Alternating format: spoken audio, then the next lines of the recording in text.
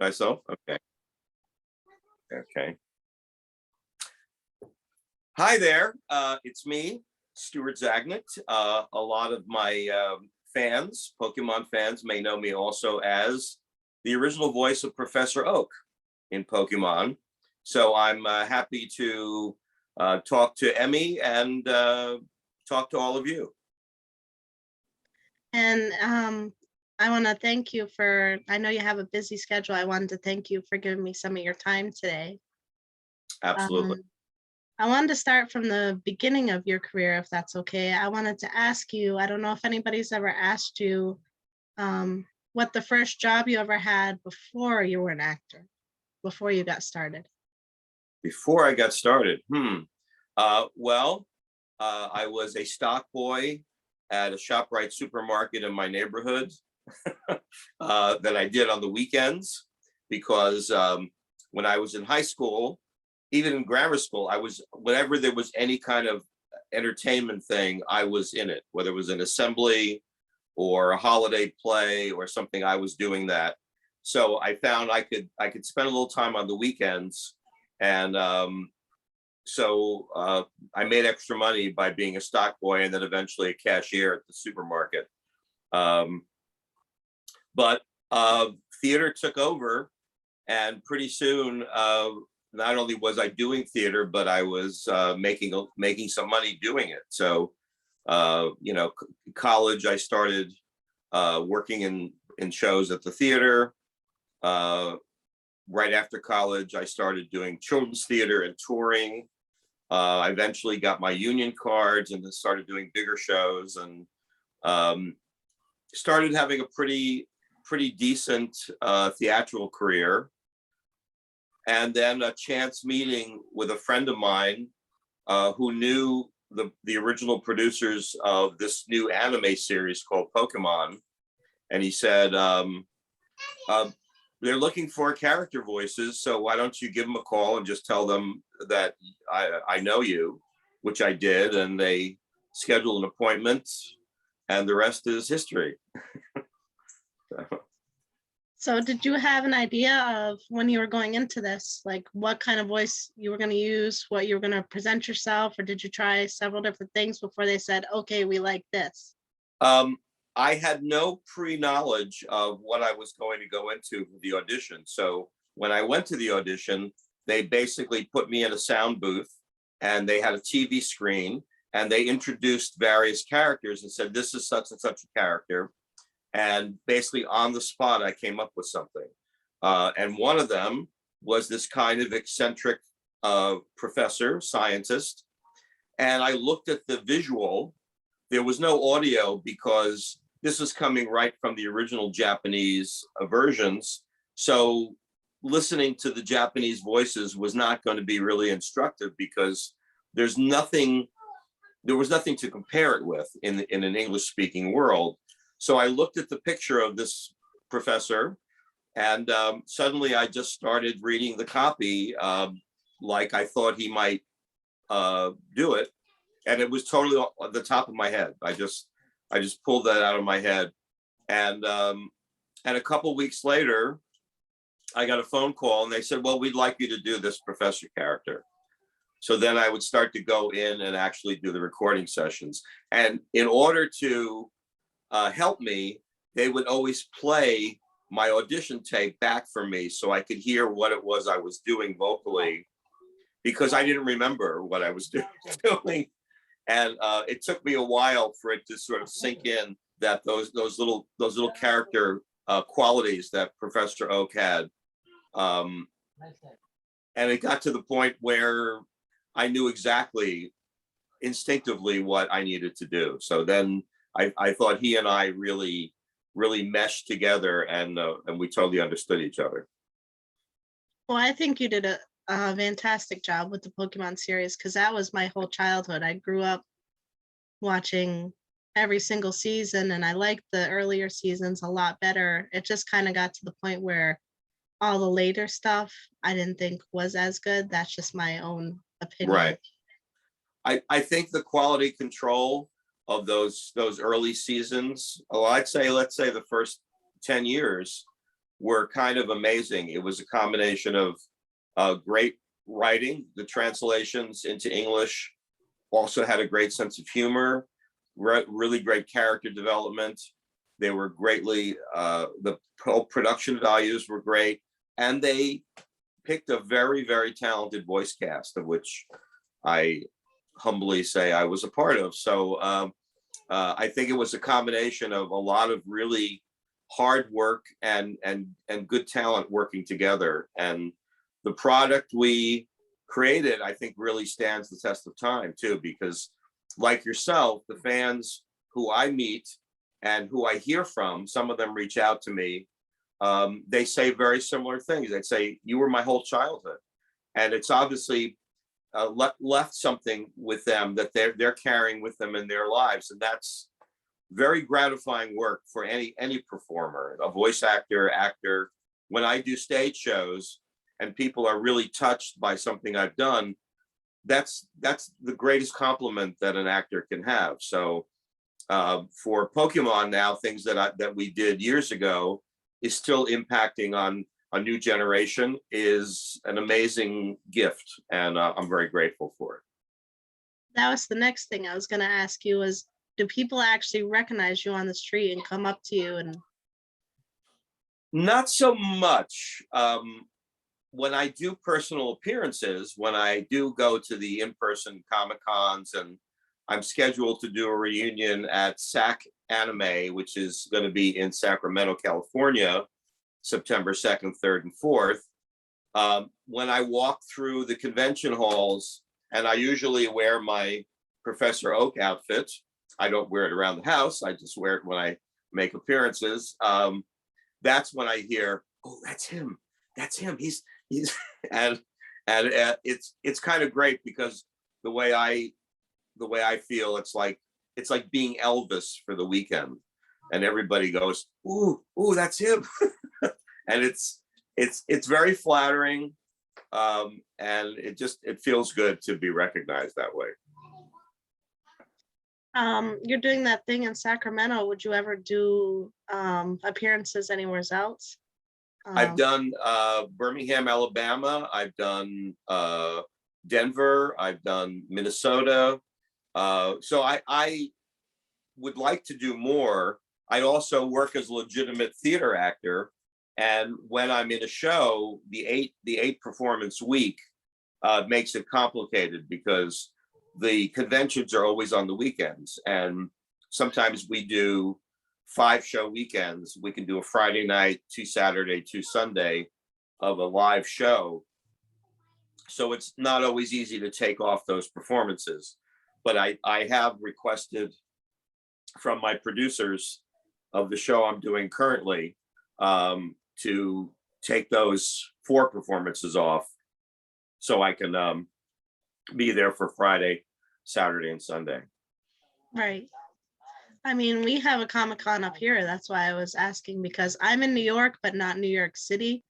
Oh, I'm sure you've heard of like Albany, Saratoga, that kind of thing. sure. There's a Sure. Saratoga Comic-Con, and I know Veronica Taylor was here a few years ago before COVID hit. Right. So You never know. I might very well turn up there. So I would like to do more. And it's always nice to meet the fans. It means a lot. now, what's been easier in your career, theater acting or voice acting, or do you not really have a preference? I do like them all. The theater schedule is intense, because basically 6 days a week you are at the theater. And I do love, just like being a guest at the cons, getting that immediate reaction from your audience is great, and live theater provides that.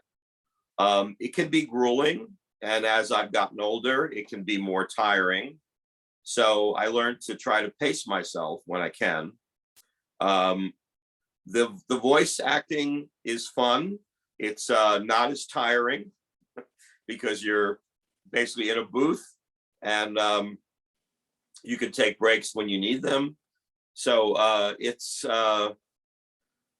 it's fun, but you don't get the immediate response from an audience because it's going to be broadcast and then you're not around to really hear the reaction. So the payback for me was making those personal appearances, and then you get to hear from the fans that have been watching it. So it's kind of a delayed gratification. You don't hear it immediately, but you hear it in the long run and over time. Now, did you do any voice acting that people might not know of that, they'd be surprised to find out that you did other than Professor Oak? I did one other character in the years. I mean, they mostly kept me as Professor Oak. There was one character called Koga, which I did very briefly. I did guest spots.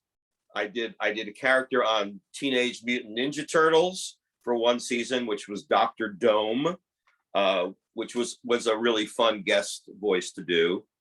There was also a series called Slayers, which I was in for a while. Most of the early stuff was kind of occasional. Professor Oak was really the first steady recurring character that I did in voiceovers.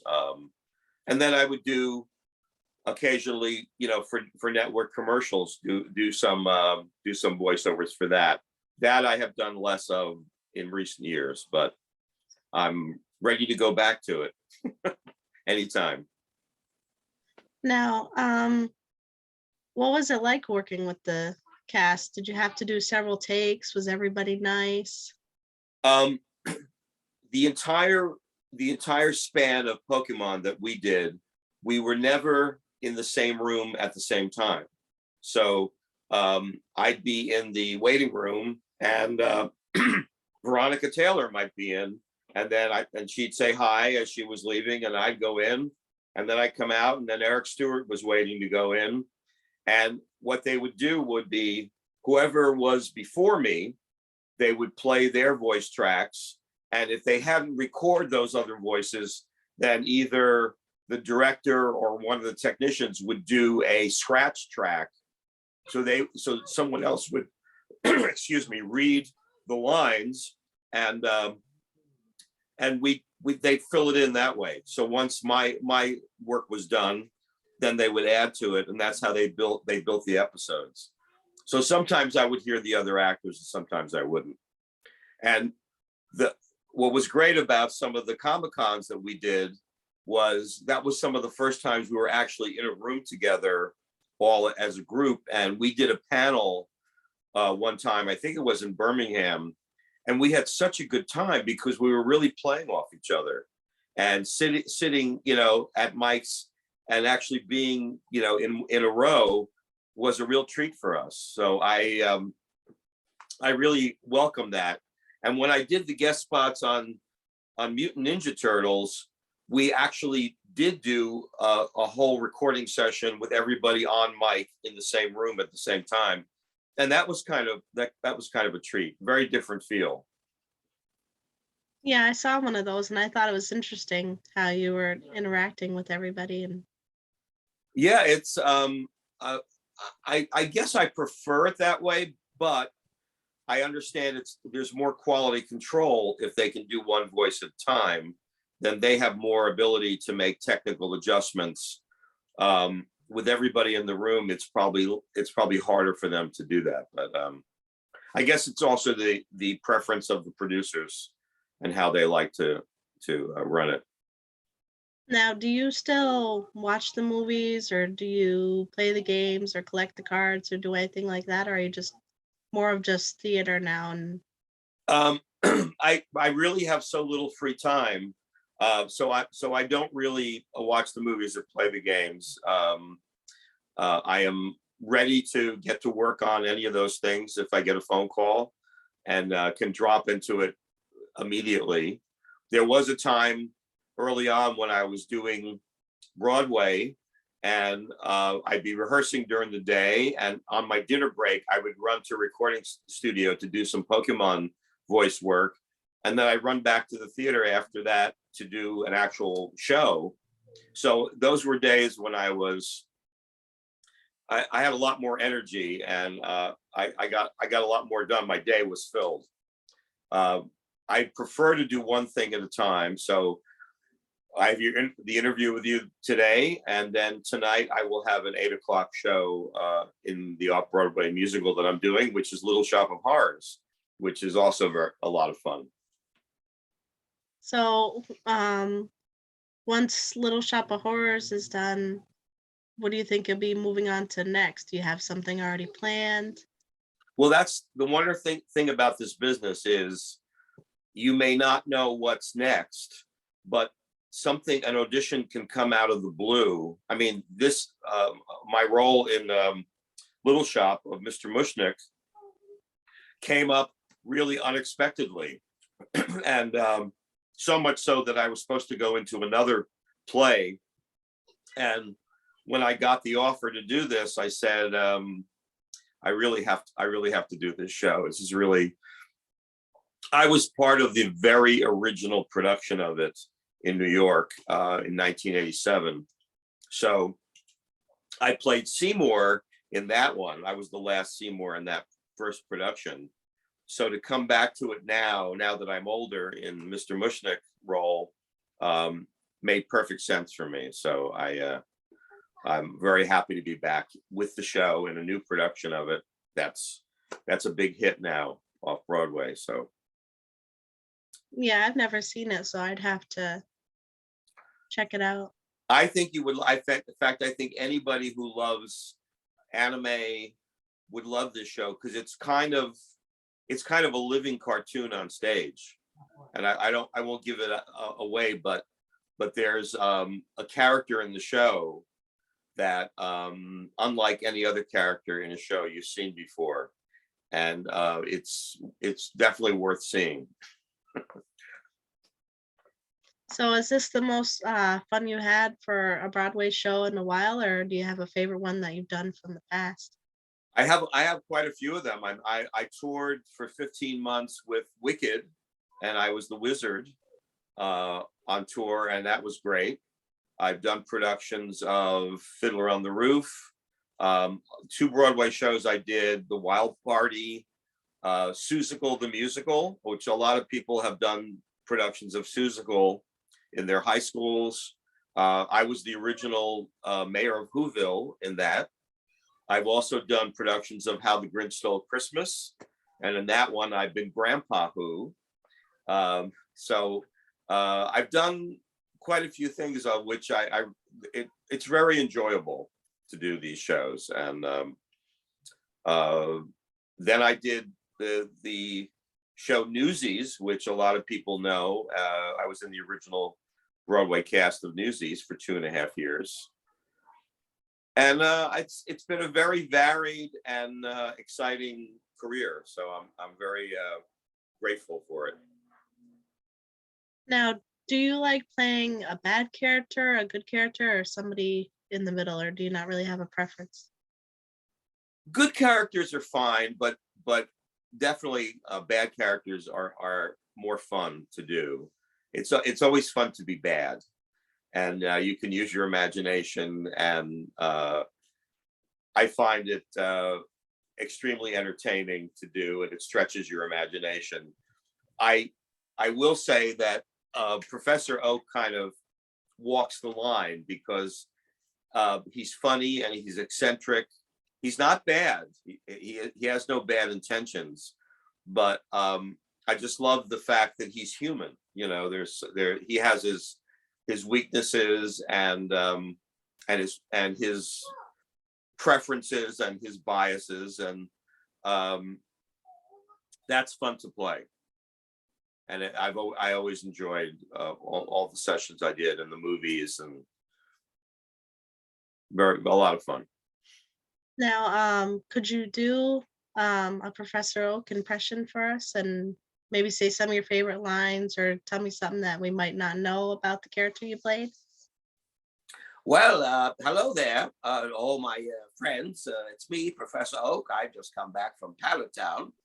And Ash and Pikachu, say hello, Pikachu. Oh, Pika. See, you never know who's going to drop by. Um, we're all here, and I'm looking for more and exciting Pokemon, and I hope to find a few maybe in the next few hours. You never know. Um, I uh, my lumbago is acting up, so I'm feeling a little pain there.